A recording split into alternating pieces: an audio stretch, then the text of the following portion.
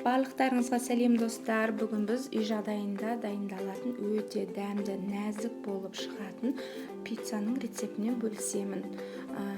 Мен қамырын түсіріп жатпадым, себебі қамырын дайындау баршаңызға түсінікті әрі оңай деп ойлаймын.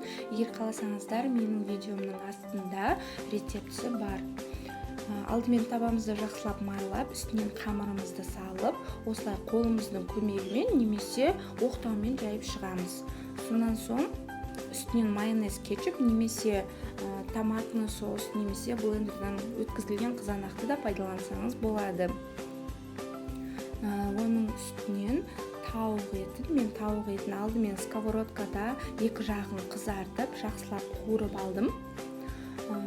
Тауық етін, сонан соң тәтті бұрыш, қызанақ, ірімшік пайдаландым. Видеода көрсетілгендей жасап шығыңыздар. Немесе өзіңіз қалаған барлық көкөністерді пайдалансаңыз да болады. Тартылған ет, шұжық, тіпті оның ешқайсы болмай жатса, тек қана қызанақ пен ірімшікпен де жасауға болады. Ол да дәмді болып шығады. Міне пиццамызды 180 градуста қызып тұрған пешке 20 минутқа салып аламыз.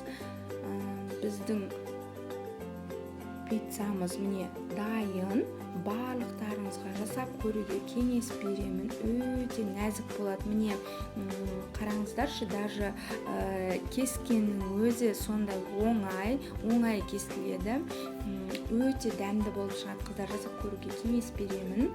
Менің каналыма жазылып қойыңыздар, лүпілдеріңізді басыңыздар. Баршаңызға ас болсын.